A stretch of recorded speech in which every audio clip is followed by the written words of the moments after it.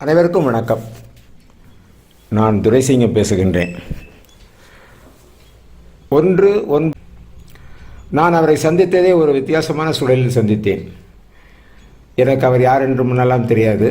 அவரை தற்செயலாக சந்திக்கக்கூடிய வாய்ப்பு என்கிறேன். எனக்கு வாழ்க்கையில் ஒரு பிரச்சனை ஏற்பட்ட போது என்னை கோயம்புத்தூருக்கு என்ன நண்பர் அருண்குமார் அழைத்தார். அப்போது அவர் மூலமாகத்தான் அவர்கள் புதிதாக ஆரம்பித்திருந்த சோமசுந்தரம் மெமோரியல் ட்ரஸ்ட் என்பதற்கு என்னை இருக்க சொல்லி சொன்னார்கள். குருஜி அவர்கள் என்னிடம் பேசும்போது ஒரு வார்த்தை தான் சொன்னார், இருங்க, உங்கள் வீடு போல் இருங்க, அமைதியாக இருங்க, உங்கள் வேலையை பார்த்துட்டு இருங்க அப்படின்னு சொன்னார். வேறு எதுவுமே என்ன சொல்ல. நான் பார்த்த உடனே நான் இங்கே வந்து செட்டில் ஆகிட்டேன். ஆனால் இங்கே வந்த பிறகு அவரை பற்றி பல தகவல்களை நான் தெரிந்து கொண்டதை உங்களோடு பகிர்வதற்காக இருக்கின்றேன். 1962 கோயம்புத்தூரில் பிறந்தவர்.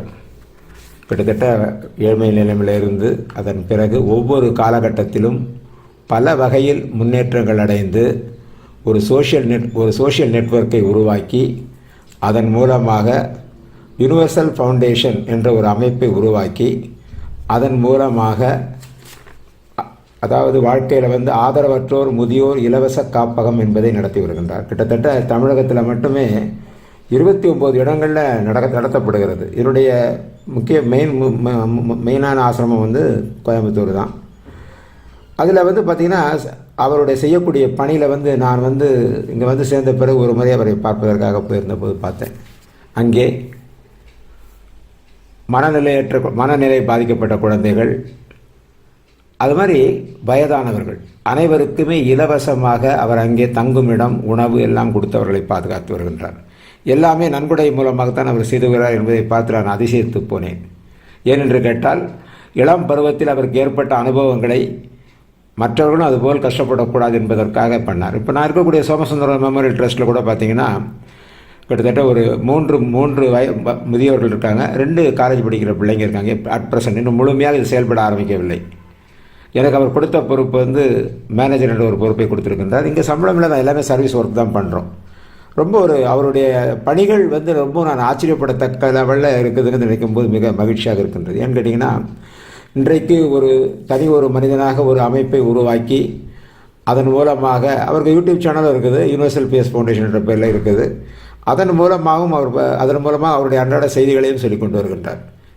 மிக ஒரு எளிமையான ஒரு மனிதர். நான் இவ்வளோ ஒரு எளிமையான ஒரு குருஜியை நான் பார்த்ததே இல்லை. ஏனென்றால் நான் ஹார்ட்ஃபுல்னஸ் நிறுவனத்தில் நான் இருக்கிறேன். அதில் நான் ட்ரெயினராகவும் இருக்கின்றேன். அப்படிப்பட்ட ஒரு சூழலில் தான் வாழ்க்கையில் ஏற்பட்ட ஒரு புயலின் காரணமாக சிக்கி நான் இங்கே சேர்ந்தேன். இங்கே சேர்ந்த பிறகு மிக அமைதியாக, மன அமைதியாக இருக்கின்றேன், மிக மகிழ்ச்சியாக இருக்கின்றேன். காரணம், அவருடைய செயல்பாடுகள், அவருடைய எல்லாத்தையும் பார்த்து நான் தெரிந்து கொண்டேன். வாழ்க்கையில் நான் சந்தித்த மிக அற்புதமான மனிதர் என்று தான் நான் சொல்ல வேண்டும். இப்படி ஒரு குருஜியை நான் பெற்றதற்கு மகிழ்ச்சி அடைகின்றேன். அவரை வாழ்த்தி வணங்குகிறேன். அவருடைய நீண்ட காலம் வாழ்ந்து பல நல்ல காரியங்களை அவர் செய்ய வேண்டும் என்பதுதான் என்னுடைய அவா. அவருக்கு நீண்ட ஆயுளை கொடுக்கும்படி இறைவனுடன் பிரார்த்தித்துக் கொள்கிறேன். அவருடைய செய்திகள் அனைத்தையும் அவருடைய யூடியூப் சேனலில் முழுமையாக பார்க்கலாம். பல விஷயங்கள், ஆதரவற்றோர் பசியார உதவிடுங்கள் அப்படிங்கிறது தான் அவருடைய தாரக மந்திரமே. மிக அற்புதமான ஒரு விஷயத்தை செய்து வருகின்றார். அவருக்கு நம்மால் முடிந்தால் அவருக்கு செய்யலாம். நல்ல கவுண்டன் பாளையம், அன்னூர் என்பது தான் அவங்களுடைய ஆசிரம் தலைமையிடம். இப்போ நான் இருக்கிற மனப்பான்மை, நல்ல ஒரு செயல்கள் நல்லாவே நினைக்கும் போது மிக மகிழ்ச்சியாக இருக்கின்றது. இப்படி ஒரு நல்ல ஒரு ஆத்மாவுடன் நாம் இணைந்திருக்கின்றோம் என்பதை கூறி அவருடைய பிறந்தநாள் அவர் வாழ பிரார்த்திக்கிறேன் என்று கூறி விடைபெறுகின்றேன்.